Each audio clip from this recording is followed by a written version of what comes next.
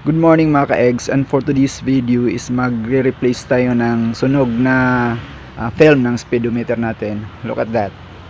Bigay ito ni Bro Ian Mark Mosqueda. Thank you for this, bro. And ito yung gagamitin natin para pang-replace dun sa sunog. So let's go.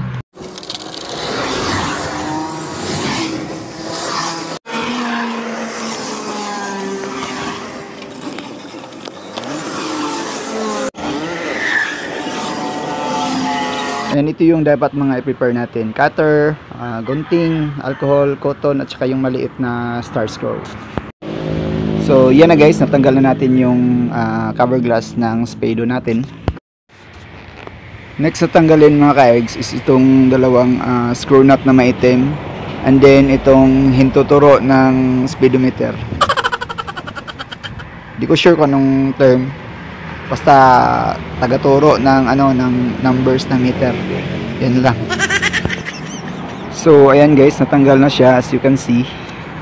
And ito na yung ilalim niya, yung sa likod niya. And then sa nakita nyo may mga itim-itim. Pupo yan ng ng cockroach.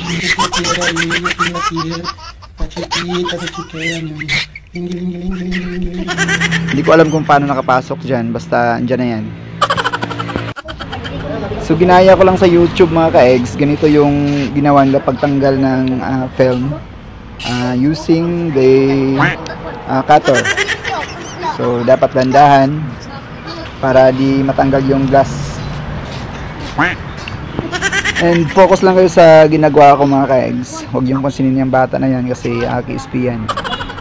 And ito na yung sunog na film. So, yung tinanggal natin, tas palitan. This is part of our continuous learning guys. Atong kuan Sniper 150 version 1 is nagka-sunburn ang iyang speedometer. So gitangtang na ako kanina mo ni siya. Atong ilisdan. So di ko master. Palabantag YouTube, palabantag friends. So, nataan ako sa mga friends. Nataan ako sa mga expert. Dayon, naglanta ko YouTube. Dayon, ibuhat na to actual. Pinakakuti guys is ang pagkuha sa adhesive sa iyang glass dire. So muna siya to nga tangtang. So praktisan na to, praktisan para kwarta ta. Kung kamo na ay problema sa inyong motor, ka sunburn, ha? Mayabas, ay tag-iya dito. Kung mga eskwela kayo mo, dili mo mamayabas ha? Kaya na makadaot sa pag-eskwela. Eskwela mo tarong, dili mamayabas. Mayabas. So dapat ang eskwela, dili mamayabas. Okay, na daw mga bayabas oh. Nahinog. Daghan. Wala ninyo. Wah. Eskwela ha, dili mamayabas ha. Tingana kami sa una. Oh. Ngayon ba mga vlogger guys, ka-reviewing ani, mga hangol kayo silang knowledge. Di na skip nila ang mga lisod nga part. Kita wala skip ang lisod. Di na to skip ang lisod nga part ani nga tutorial guys. I-skip na to tanan. Away pa kabalo. Nol. May pinakalisod guys ang pagkuha sa adhesive. Kasi basig mga tangtang ba. Gamay na lang.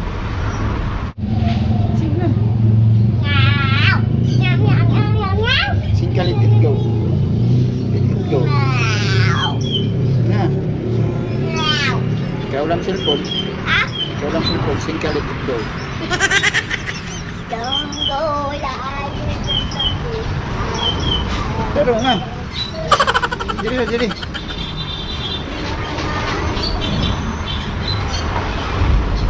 Iyo.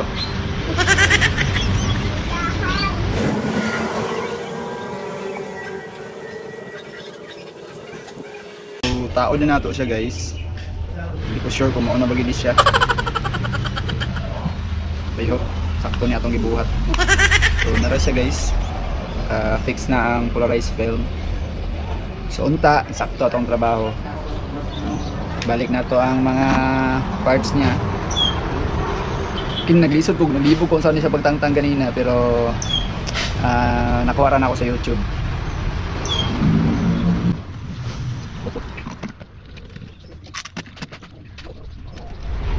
So ito na guys, okay na siya, and makikita na natin yung mga numbers unlike before. So I hope may natutunan kayo, and kung may mga comment kayo and suggestions, just comment down below. Thanks for watching guys, and I hope this video helps you a lot. So God bless us all, and ride safe always. Babush!